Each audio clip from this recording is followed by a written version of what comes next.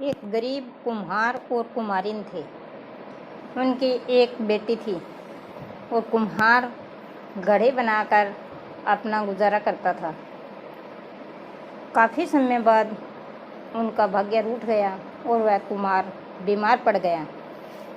तो कुम्हार और कुम्हारिन अपनी इकलौती बेटी को पढ़ा लिखा कर बड़ी ऑफिसर बनाना चाहते थे, लेकिन क्या करें, कुम्हार बीमार पड़ गया और उनके पास पैसे नहीं बचे। सारे पैसे उसकी बीमारी पर लग गए और एक दिन कुम्हार चल बसा।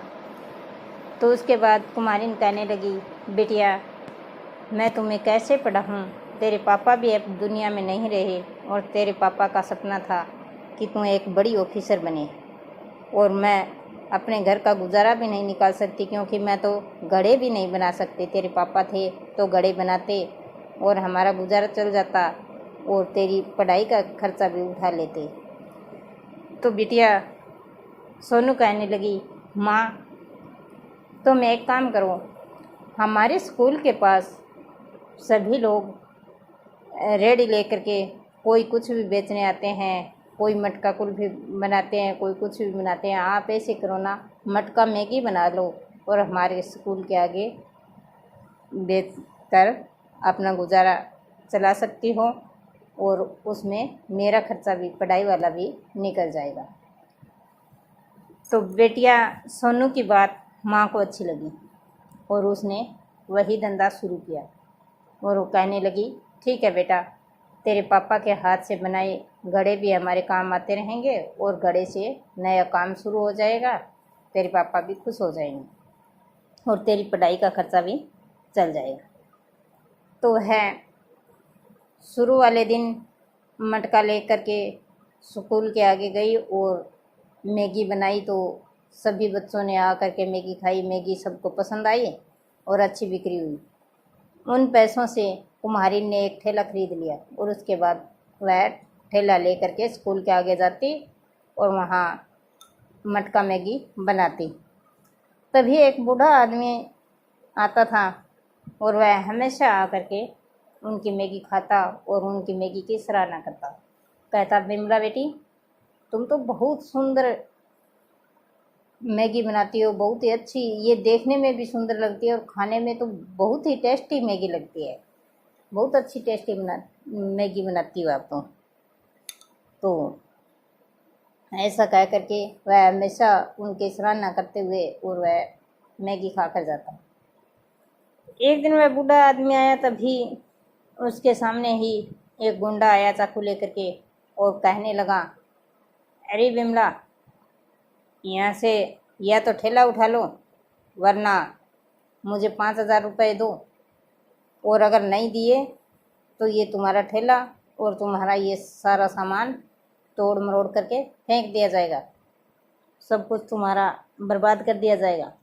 तभी वो विमला बहन कहने लगी, नहीं भैया ऐसा मत करो, मैं तो बहुत ही गरीब हूँ, मैगी बनाकर मेरा गुजारा चलाती हूँ। तभी वह कहती है, भैया मेरा गुजारा भी मुश्किल से चलता है, मैं 5,000 रुपये कहाँ से लाऊंगी। तो गुंडे कहते हैं, नहीं हमें तो 5,000 रुपये चाहिए और 1 सप्ताह का समय मैं तुम्हें देता हूँ, उसके बाद मुझे 5,000 रुपये ज़रूर देना होगा, अगर रुपए नहीं दिए तो तेरा ठेला तोड़ दिया जाएगा। मैं सभी दुकान वालों से मेरी मर्ज़ी के पैसे लेता हूँ तभी वो दुकान करते हैं, और अगर यहाँ दुकान करोगी तो पैसे देने ही पड़ेंगे। तभी वह बूढ़ा आदमी उस गुंडे के जाने के बाद पूछता है बिमला से, बेटी बिमला ये कौन है गुंडा। तो वो कहती है कि बाबा ये पता नहीं कौन गुंडा है, यहाँ का माना हुआ गुंडा है, और अगर पुलिस को भी इनकी शिकायत करते हैं तो ये सारा सामान तोड़ मरोड़ देते हैं और मारने की भी धमकी देते हैं। इसी कारण से इसकी शिकायत भी कोई नहीं कर सकते और ये सभी दुकान वालों को परेशान करता रहता है, अपनी मनमानी के सामने ये सभी को धमकाए हुए रखता है और सभी से पैसे लेता है। तभी वह कहता है बूढ़ा कि बेटा मैं तुम्हारी मदद कर सकता हूँ। तो उसने सोचा बूढ़े आदमी को परेशान करना ठीक नहीं होता।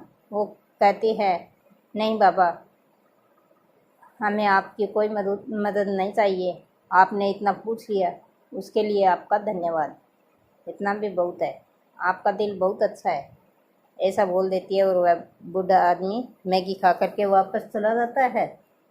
फिर ऐसे करते करते वह अपने घर चला जाता है बूढ़ा आदमी। और वह ऐसे कहता है कि मेरे पास किराएदार जो रहते हैं वो जा नहीं रहे घर से, मैं उन्हें घर से निकाल रहा हूँ और वो जा नहीं रहे, और अगर वो चला जाए तो तुम हमारे घर में रह करके मैगी बना सकती हो।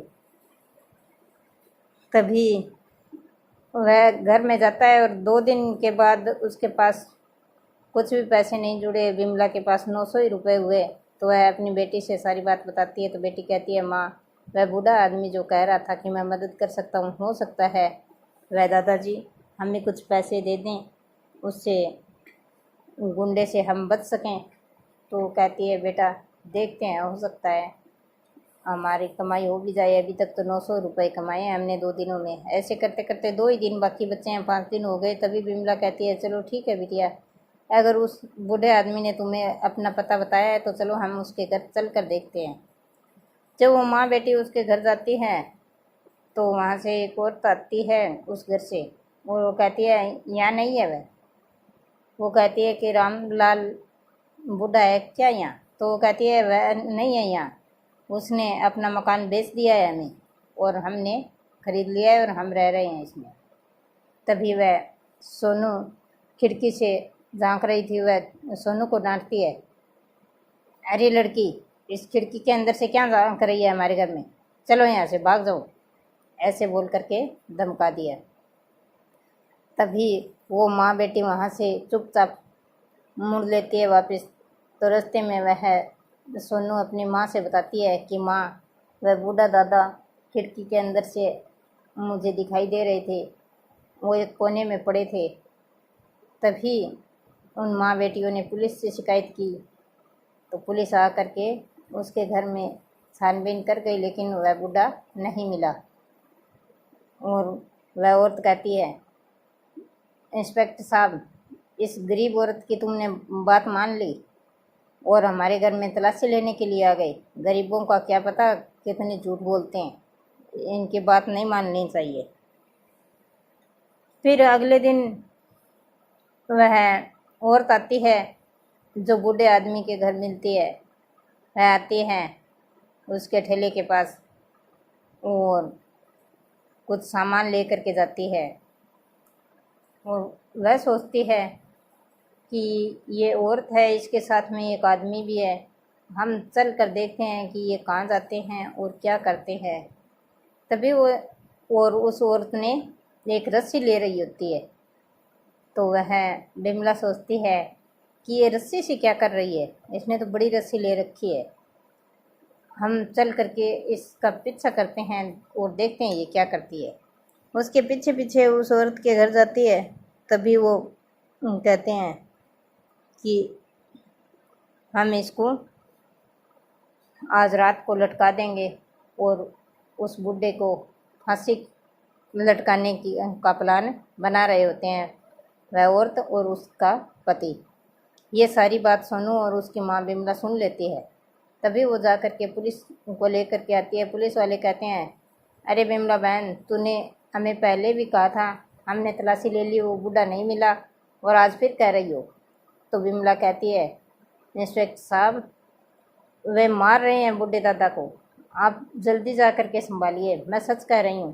तभी पुलिस आ जाती है और उस किराएदार को रंगे हाथों पकड़ लेती है। वो दोनों उस बूढ़े आदमी को मारना चाहते हैं। तभी पुलिस आकर के उनको पकड़ ले जाती है और उनको गिरफ्तार कर लेती है। तभी बूढ़ा आदमी कहता है बेटी बिमला, तूने आज हमें बचाया है, तूने आज मुझे बचा दिया है। ये किराएदार मुझे बहुत दिनों से तंग कर रहे थे और आज तो ये मुझे मारने ही वाले थे। अगर तुम माँ बेटी यहाँ नहीं आती तो ये मुझे मार देते। तो कहती है बाबा हम क्या करें, हमारे पास कोई चारा नहीं बचा। आप तो यहाँ कमरे के अंदर बंद हो गए, आपको तो इन किराएदारों ने बंद कर दिया और हमारा उन गुंडों ने आकर के सप्ताह होते ही वो ठेला तोड़ दिया और सारा सामान खिंडा दिया। अब हम कोई काम भी नहीं कर सकते।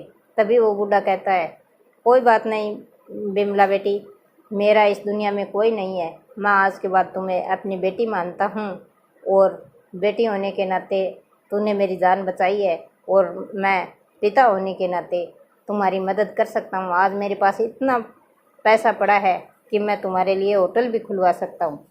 और वह बूढ़ा अपना घर और सारा पैसा उस बिमला के नाम कर देता है और एक बड़ा होटल खुलवा देता है अपनी बेटी बिमला को। और माँ बेटी दोनों होटल चलाती है और वैसे सोनू साथ के साथ पढ़ती है और एक दिन वह बड़ी ऑफिसर बन जाती है। तभी वह अपने पति को आकर के उसकी फ़ोटो के सामने खड़ी होकर के रोने लगती है और कहती है, देखिए जी, आपकी बेटी बड़ी ऑफिसर बन गई है, आपकी इच्छा पूरी हो गई है।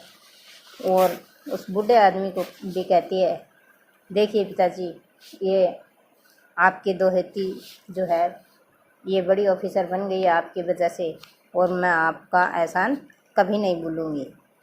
आप जैसे अच्छे इंसान तो दुनिया में कोई कोई होते हैं। और अगर आपको मेरी कहानी पसंद आई है तो लाइक शेयर सब्सक्राइब ज़रूर करें, बेल आइकन दबाएं। और धन्यवाद मेरी पूरी कहानी सुनने के लिए। और जो भला करता है उसका भला होता है। तो बिमला की तरह और उस बूढ़े की तरह सभी को एक दूसरे का भला करना चाहिए। Thank you.